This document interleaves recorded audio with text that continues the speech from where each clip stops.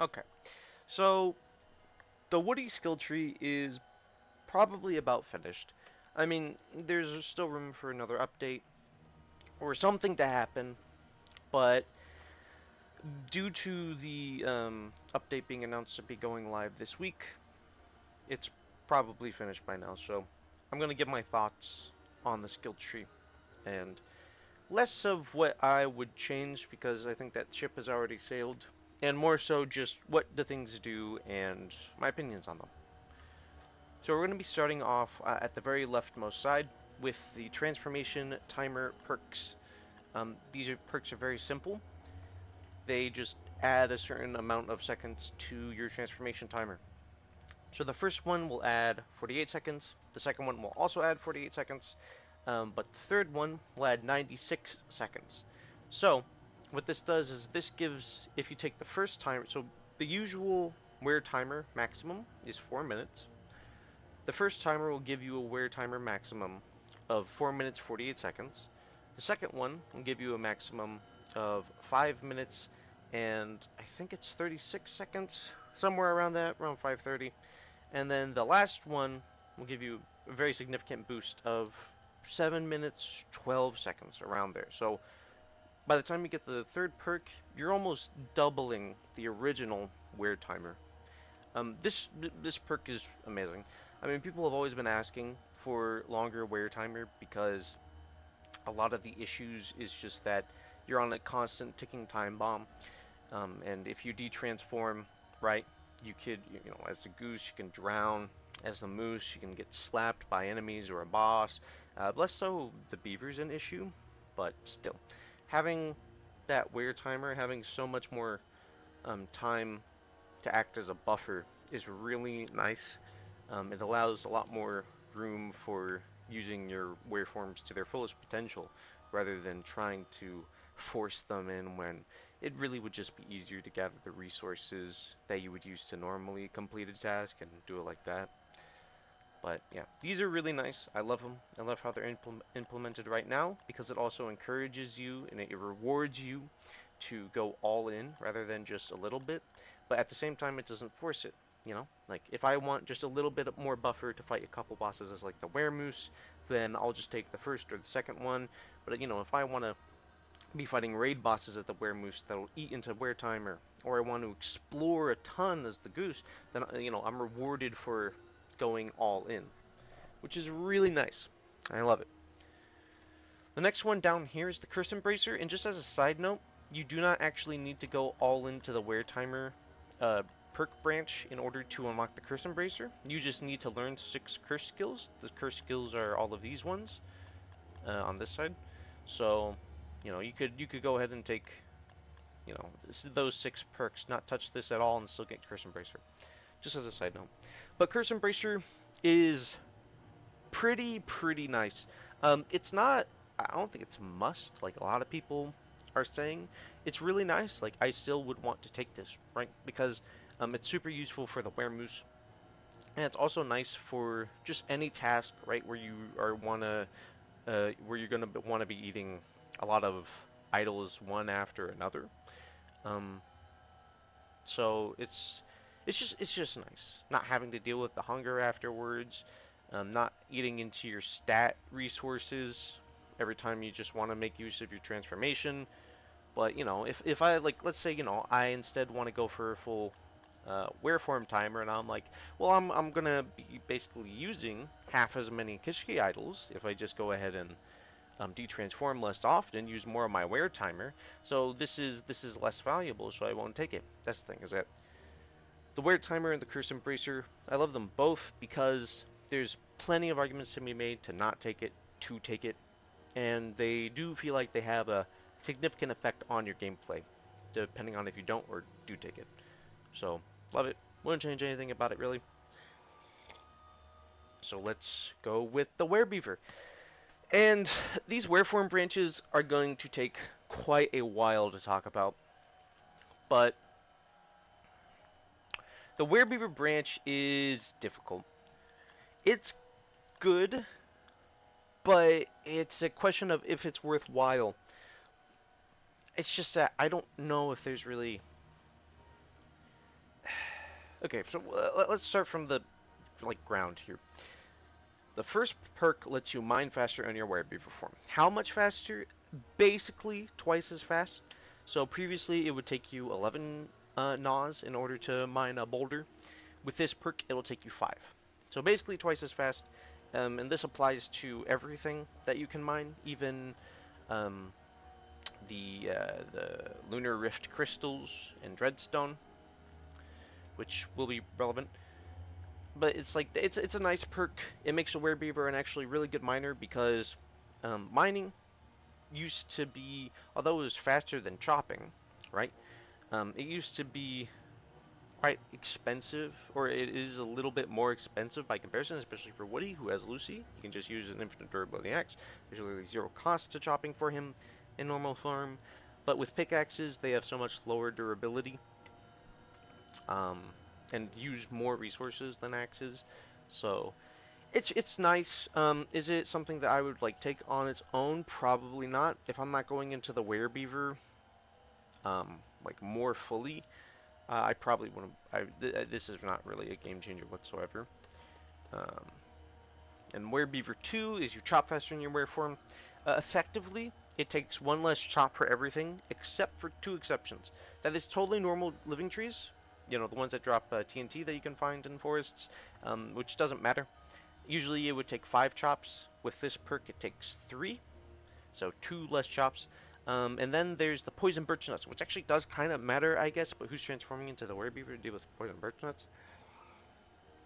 Who takes the same amount of chops as totally normal trees? The thing is that it makes the Werebeaver better at lumberjacking. But if you didn't think it was that good before, is what effectively amounts to 25% faster chopping, assuming you're using third stage trees, which most of us do. Is that really going to be the thing that's like, oh, okay, now the Werebeaver's good? I don't think so. So it falls into the same place as the first perk, where it's like, this more so acts as just a perk point cost for what I actually want. This is not something that I would be like, okay, I want to spend 2 perk points to be able to chop and mine faster. It's just kind of eh. Then there's the third perk. You can chop, mine, and break hard materials in your Werebeaver form. I see a lot of people being a little bit confused by this one. It's very simple. So the Dreadstone pillars that the Nightmare Werepig has, it allows the Werebeaver to cause them to shake so that you can activate the Nightmare Werepig as if you had used a pickaxe or a Brightshade Smasher. And the Lunar Rift crystals, it doesn't actually make him break them faster. It just prevents him from staggering. So there's a little animation when you mine. It's on a timer where you stagger. So this prevents that from happening. And then there's the Dreadstone outcrops, which are actually unbreakable, unlike the Lunar Rift crystals. So this allows you to break it. It's nice for the Lunar Rift crystal, I guess, because you can mine them pretty quickly, um, which makes it more convenient for the grazers. But it's useless against the Dreadstone outcrop, I would say, because like you don't want to be in there. The miasma is going to deal quite a bit of damage to you, but even if you do clear it out afterwards, why would you risk it because of the Inkblight trio, especially because Dreadstone is just not that valuable, frankly. And the real big thing is that you can fight the Nightmare Werepig without getting to the pickaxe.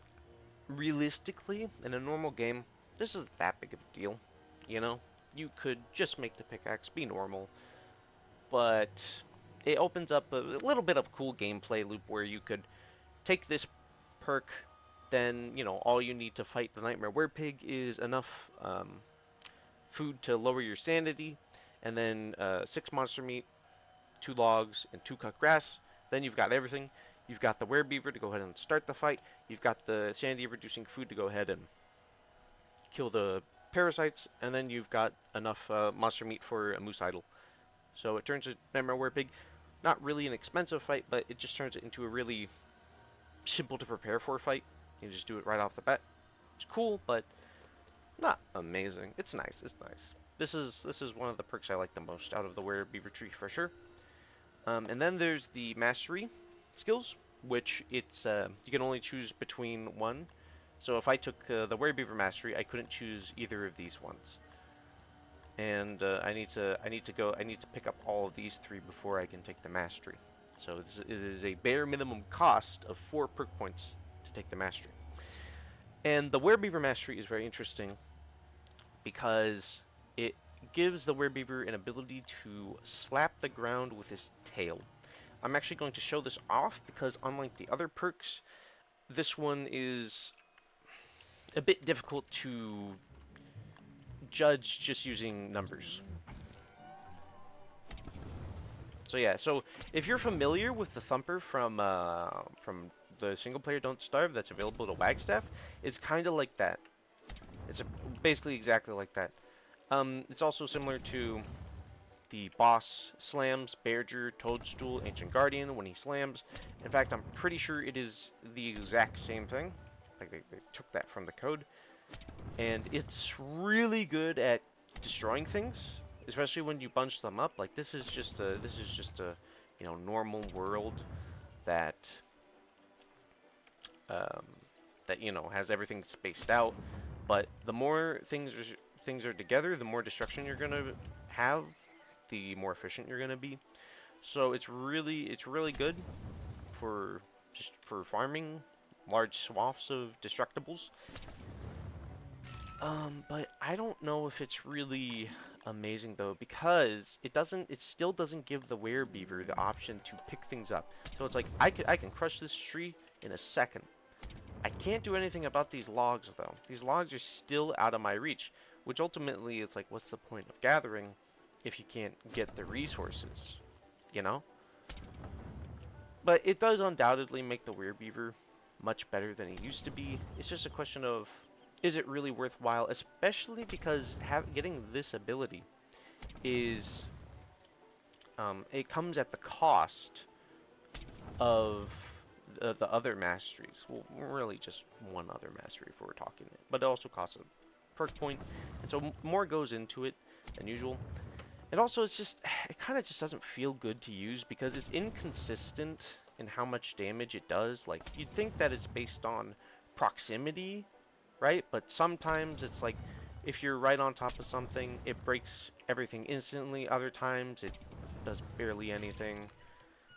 And also there's an issue where a certain diagonal of the ground slam is much shorter than the rest of it. I don't know where it is. I don't know where it is to show it right now, but if you test this out for yourself and you just spawn yourself in the middle of a really big forest or something, I guess like here, you'll be able to tell that one of the diagonals is much shorter than the rest, which isn't a big deal, but it just feels unpolished, you know. It's nice though, it's cool. And to talk more about it, it also instantly lowers your wear meter by 5, so you can use it to end your wear meter transformation a bit faster, I guess. So it's pretty cool. The most interesting application I've found for it is to actually go to the archives, because there's a ton of rocks there, and that's just going to take a really long time to clear out, and quite a few pickaxes. But one beaver idle, and you can clear the entire way, and get a bunch of niter, get a bunch of rocks. It's cool. Is it worthwhile on its own? No, not really, but it's something. It's cool. That's what I think about the Werebeaver Mastery. It's kind of useful, just I don't think as useful. Now the Weremoose. The first perk point of the Weremoose makes you walk faster and basically removes the drowsiness when you charge into something. So first of all, the Weremoose walks at negative 10% speed. The walking faster bumps that up to default speed, so you'll be just as fast as Woody. And the drowsiness is after you charge into something, a structure of some kind, you'll be drowsy for about 10 seconds, which is a really long time. And as you can see, makes you really, really slow. So, just to show how much better the drowsiness is after you get this perk.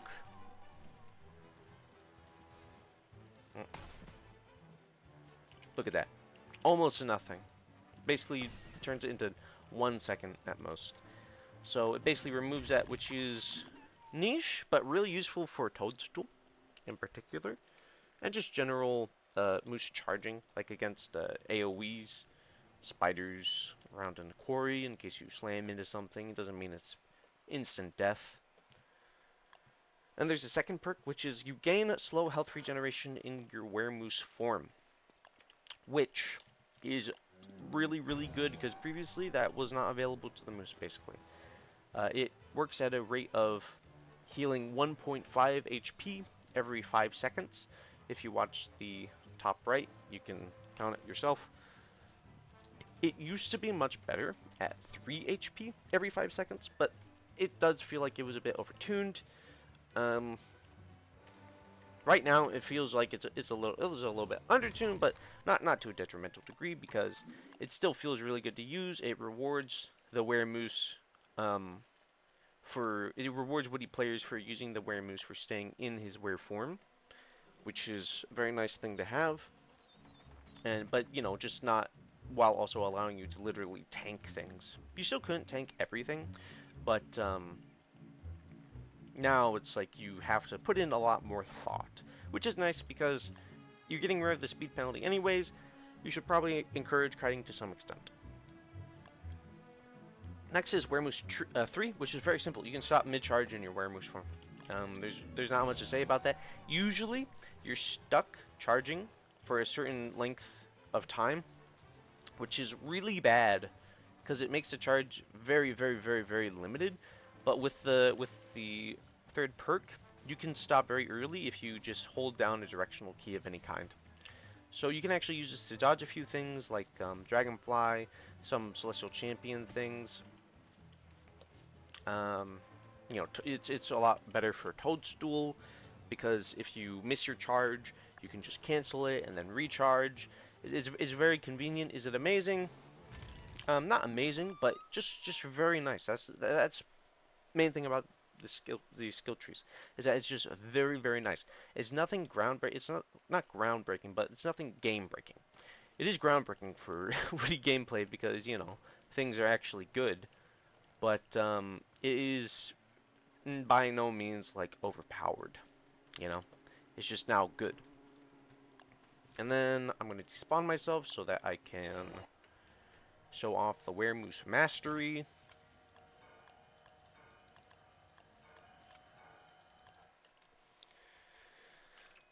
So the description for the Weremoose mastery is the Weremoose learns to throw a strong planar punch on every third hit and gains a natural defense against planar damage. What does that mean? Well, let me first actually get a punching bag up because it'll demonstrate things much more easily. So if you attack uninterrupted for 3 punches in a row, the moose will do that cool slam over there for 136 damage, which is huge. That is 2 Dark Sword hits. Very, very, very nice. And like it said, it is planar. So it actually does more damage against planar enemies, making the moose really, really effective against, you know, ink blights, bright shades. You can kill bright shades in 1 cycle now. So it's really, really nice. And the planar defense is very simple. The moose already has natural armor, which effectively acts as regular armor against planar attacks. The planar defense is just added planar armor, which translates to for every 10 planar armor you get, you save 1 HP against every planar attack if it does that much planar damage. So let's take, for example, the Bright Shade.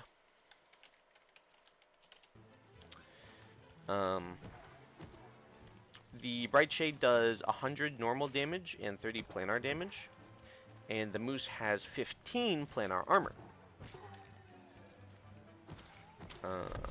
Well, I'm gonna show off the one cycle here for the Bright Shade. Just barely, by the way. And remember the planar, the Bright Shade does 100 normal damage, 30 planar.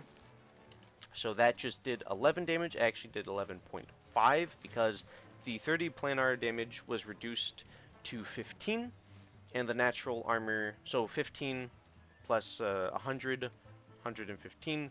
So the natural armor, which is 90%, reduces that down to 11.5. So it's nice.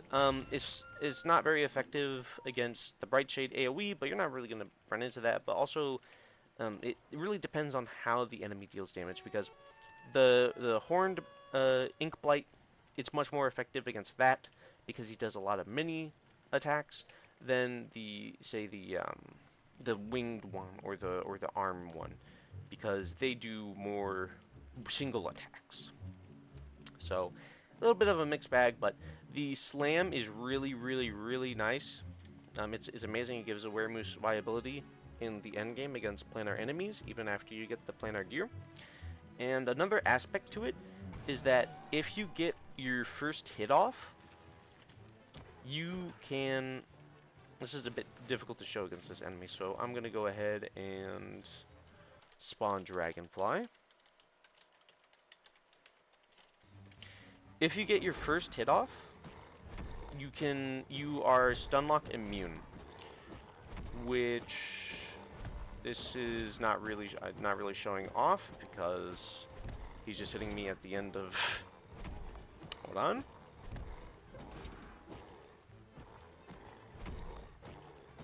There we go. So if you go through your first animation and then you're going through your second and third ones, whenever you get hit, it will not interrupt your attack, which is particularly useful against hordes of enemies.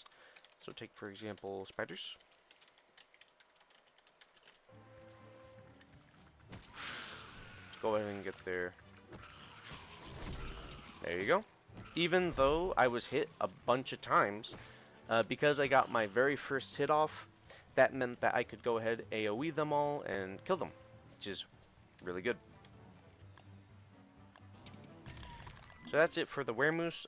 I really love the Weremoose skill tree. It's obviously the best one. It changed the Weremoose from a very niche and not really good option to an actually very, very nice alternative cost for fighting. Because usually, you know, you would just think, why don't I use ruined gear? You know, why don't I just use all of this equipment that's afforded to me? That's just much more effective. But now that you actually have a reason to, because of the unique strengths and the overall just stronger strength of the Weremoose. Then we talk about the Weregoose switch. Okay, so the very first one, the Weregoose. Run faster in your Weregoose form. It's very simple. The Weregoose form runs at 140% speed, right, or 40% faster than default speed. And with this perk, he runs at 66% speed, or around the same speed as a regular Beefalo with a regular saddle. And this is really good. This is about like 50% faster speed boosts compared to before. So, yeah. I mean, it's very simple. You just run faster, which makes ocean exploration better. And combined with the Wereform timer, it means that you can explore much more than you previously could, making the Goose a much better exploration tool. But I mean, other than that, it's very simple. It's very good. This is the best perk in the Goose skill tree, the absolute best one. Like, I probably would take only this one and nothing else, because the second perk is you become completely waterproof in Weregoose form. That's it. The Weregoose already has an innate 70%. Well, all of the Wereforms have an innate 70% waterproofness. So this, like, yeah, it does put them over the edge, but really, how big of an issue is rain that can't be solved with an umbrella, you know? Like, the only scenario where this is really good is, not really good even, but like, it's intriguing, it's useful, is acid rain. when you activate the shadow, the cave rifts, it'll activate acid rain, and having 100% waterproofness and Weregoose form means that you don't suffer any of the downsides, but you also aren't chewing through durability of your, sacred umbrella. But that's it. It is very, very, very minor. This is probably the worst one, I would say, because it's only useful in spring. That's it. Or for acid rain, or if you're exploring as the goose in the caves during winter for some reason. It's very, very, very niche uses and just not very good. And then we have Weregoose 3. Occasionally dodge an incoming attack in Weregoose form. This one's very simple.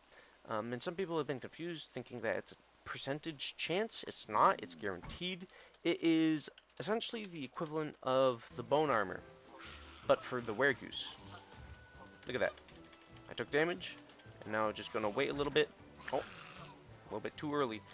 But it takes 5 seconds, roughly 5, maybe 6 seconds, in order to have it come back.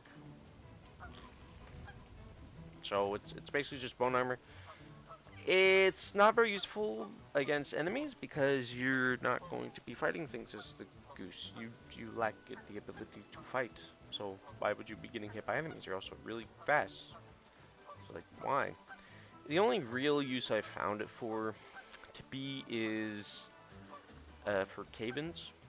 That's it, But you can also dodge those if you just pay attention. But I guess if you like running around as the goose mindlessly, it's cool, maybe. And then we have the Weregoose Mastery, which is really interesting, but we'll see. The Weregoose learns to fly around the world, but it's a little out of control. What does that possibly mean? Well, it kind of means what it means. You can fly, and it teleports you anywhere in the world. It could teleport you 5 feet from where you just were, or it could teleport you to the corner of the map. It's the telelocator staff, but for the goose. In the overworld, this is really bad. It's really bad because why would you care to use this? It's only useful like over the ocean. Like if you're exploring the ocean and you're about to get like, oh no, I'm running out of Weremeter. You can go ahead and fly because it'll always put you to land, right? So you can use it as a get out of jail free card to extend your wear timer to explore the ocean more, but the goose is already so efficient at exploring the ocean, especially with the speed, and the wear timer makes the risk of drowning before you can find everything really not that much of a risk. And the only cool use that I found for it is in the caves, because you can teleport instantly into the ruins, you can teleport instantly to Blue Mushroom, you can teleport instantly into the Atrium. There's a lot more cooler, good biomes you want to find in the caves as compared to the overworld. Because it's like in the overworld, yeah, oh, I can use this to find Lunar Island. You could already find Lunar Island very easily by just exploring normally and then finding the map generation. Oh, I can find Moonquay. It's very unlikely that you find Moonquay. I've tested it before, and because Moonquay has such small amounts of landmass compared to everything else, the chances are literally astronomical that you land on Moonquay. It would be better to just search for it. Same goes for Pearl's Island. So it's not very good for ocean exploration. The goose already was the best at that. And it's not very good for finding other overworld things. Like, I guess, if you want to find a desert really quickly, that's about it, though. It's just... It's not very good. I don't think it's worth... I don't think it's really worth a perk point, let alone a mastery skill. So... this one is going to stay as a gimmick that maybe I'll use for fun sometimes. But yeah, so that's the cursed branch of Woodie's skill tree, and very much a mixed bag. The wear timer and curse embracer part is amazing.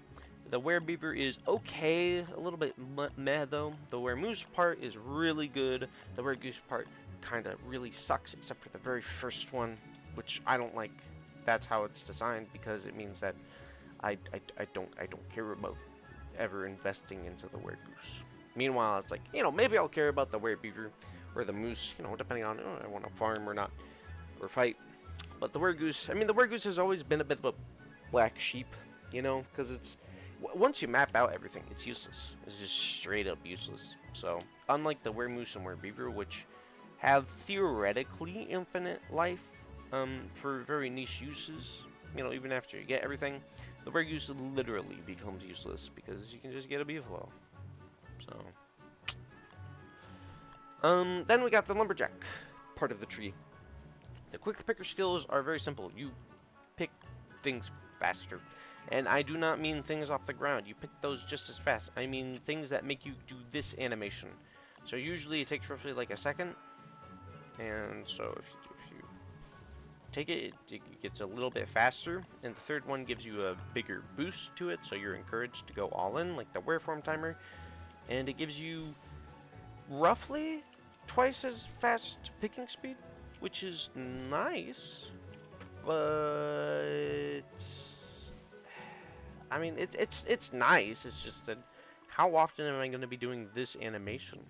You know, like ignoring farms for a second. What if I just base near Dragonfly? That effectively triples, quadruples my picking speed effectiveness, and I have to pick things less often. So it's like, what else is left for me? Light bulbs, I guess. How many light bulbs am I eating through? And also, those have the exact same deal, is that you can do double, triple efficiency because of just how the light bulbs work. So it's basically just there for like speedruns, essentially. You can pick things really quickly, but that's it. It's gonna become useless after a while. It's not really super amazing to begin with, so. And it takes 3 perk points, which I think is super not worth it. Absolutely not worth it. So, this is another one that I'm probably never going to use. Then we got the Tree Guard one. This one was a bit controversial, and kind of still is. It's very simple. The first 2 perks, you deal more damage to Tree Guards. How much more?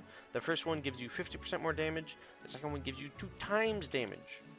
So you're essentially the Wolfgang of Don't Starve Together except against just Tree Guards. So that's something that's useful, right? And also this doesn't work against poison birch nuts or mush gnomes or any other tree enemies. This is just against evergreen Tree Guards. So that's sad, but you know, it's fine, I guess. Those are the main ones anyways. But then the last one makes it so that you can craft a Tree Guard idol, an extremely burnable effigy, which attracts Tree Guards when burned. This is really good because the Tree Guard idol only costs 3 cut grass, 2 living logs, and 5 nightmare fuel to make. 5 nightmare fuel is a little bit pricey, and 2 living logs, it's not really expensive, but living logs don't grow on trees after all, so it can take you a while to find some very early on. But once you do get it, it really becomes useful because you can just plop it down next to any old tree, light it,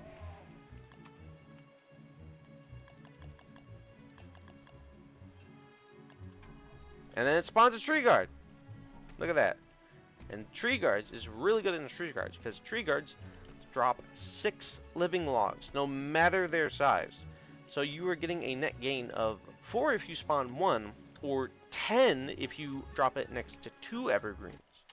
So, go ahead and spawn 2 because it spawns up to 2, and that's the maximum, up to 2 Tree Guards per burn.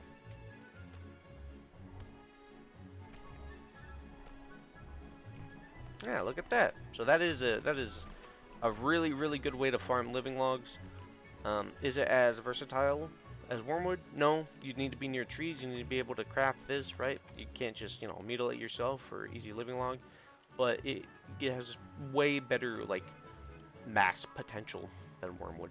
And you can also use the Tree Guard to spawn poison birch nuts.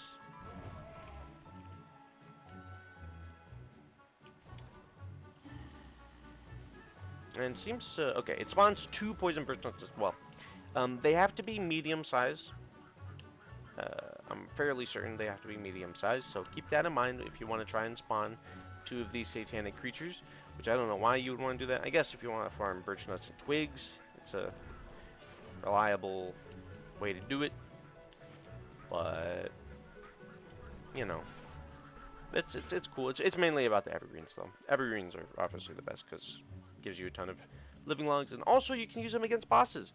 You can go ahead and spawn a ton of tree guards against a boss like any Field Weaver, Toadstool, Dragonfly, kind of, not really, Celestial Champion, and have them kill the tree guards. Tree guards are really, really good at killing bosses. The issue usually is that they're a chance to spawn.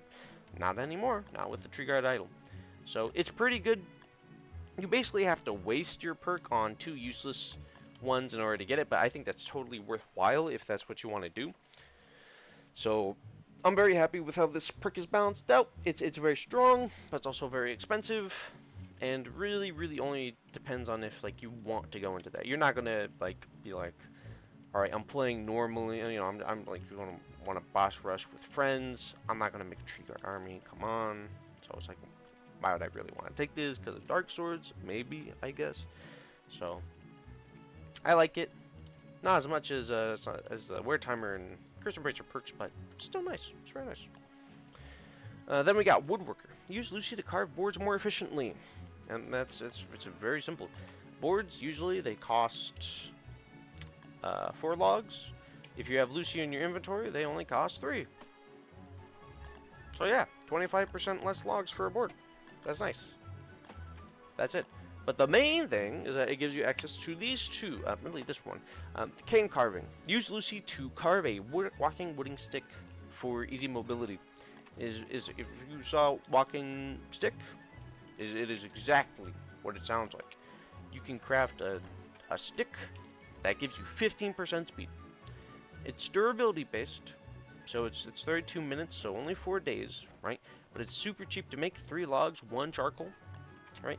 You can give this out to all of your friends, you know, get Wes out of a job, and it's really nice, especially since in public servers or if you're playing with a lot of friends, in pubs, you know, you're not gonna have enough tusks to give around to everybody usually. So this is a really nice alternative that lasts a long time. It does become useless at some point once you do get walking canes for everybody, but it stays as welcome enough to where you're like, okay, I really feel the effect of this.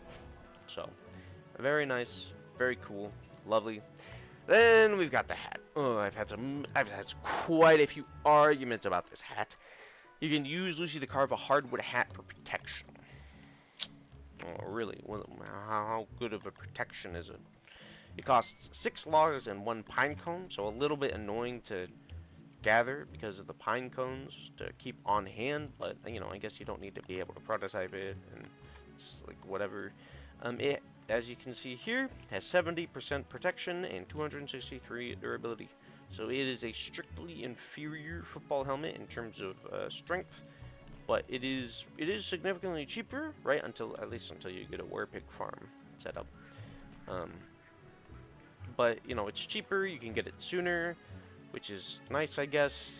And it also has a very unique property of allowing you to, like, in cave-ins, if a rock falls on you, it doesn't actually stun-lock you, and it won't damage you either. It'll go straight to this hardwood hat. So, you know, they finally added the suggestion that everyone was saying for the miner hat, but to a Woodie exclusive craft. So that's funny. It's cool, I guess. I just don't think it's really worth a perk point though, because I'm going to be replacing this with not just football helmets, but also ruins gear and later planar gear too. So it's like, it's a very short-term investment, and it's like football. It doesn't take me that long to make an alchemy engine. It doesn't take me enough to get pigskin and rope to make a football helmet, which once I prototyped, I can just use basically forever until I go to the ruins. You get ruins crown, suicide crowns. So the only like cool niche, I guess, where it's like, oh, this is useful, is for giving to followers. See, because you can put them on their head, so it's like a much cheaper alternative to football helmets. Because one of the issues with followers is that they could only wear head slots, right? So basically, the only real option you have was wasting those like crowns or putting on football helmets. Only exception being Bee Queen. You could use Beekeeper hats and it not be a waste, which still is the case. Beekeeper hats for Bee Queen way better. The issue is that what do you use followers like this for? Like Pigman and Bunnyman. How many bosses are they useful for? Not that many. Basically just Bee Queen, but Beekeeper hats are better. And all of the other bosses either directly counter them or just kill them so quickly with AoE that the helmets and the time you put into making them and giving them and getting your army together basically go to waste. So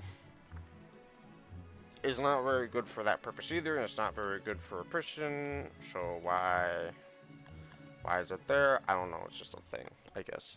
So another thing I'm not gonna take basically ever, most likely, but it's cool, I guess. And then we've got the affinities. What does Woody have for his affinities? The very first one that we have is the Shadow Wrangler. The Queen will reward your loyalty by calling off her shadow creatures, but only when you're in were form. If that sounds familiar, that's because it is literally just the Bone Helm effect, but for when you're in your were form. So let's spawn a Terrorbeak. Look at this. They're not attacking me. They're just roaring at me. And yes, they do the exact same thing as with the Bone Helm. They'll go ahead and they'll hunt you down just to roar at you. So, and this applies also to the Nightmare Beaks as well. So you can run into the ruins as the goose, not have a care in the world, even if it's Nightmare phase. So that is pretty cool. It's definitely a lot more interesting than the next one I'm going to be talking about. And that is, and I'm not even going to despawn myself for this next one, Lunar Affinity. Lunar Renegade. The Cryptic Founder will reward your curiosity by blocking the moon's ability to trigger your curse. And it is as boring as it sounds. You're immune to full moons. That's it. It doesn't do anything else. It doesn't block other parts of your curse, such as monster meat. It doesn't give you any more control over your curse. Just full moons, you play them as if you were a regular character, which of course is amazing, right? It essentially, it's weird. It essentially means that Woody can play with moonstorms now like everybody else, but that's it. It's not actually the Lunar Affinity perk. It's the Moonstorm perk, which I find incredibly boring because the Shadow Affinity perk is so cool because it's like, oh, I can use it for the ruins, I can plan around it for my boss fights as the moose. You know, I can activate, like actively think about it. I don't actively think about this. It is just a yes or no thing. This is either true or it is false. There is nothing you plan around it. So, it's good. It's a necessity when you activate Moonstorms or have a Wicker Bottom player who's full moon happy.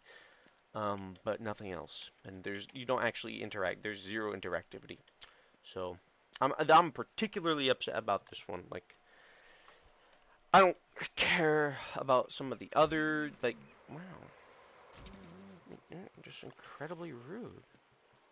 All right, that's it. Die.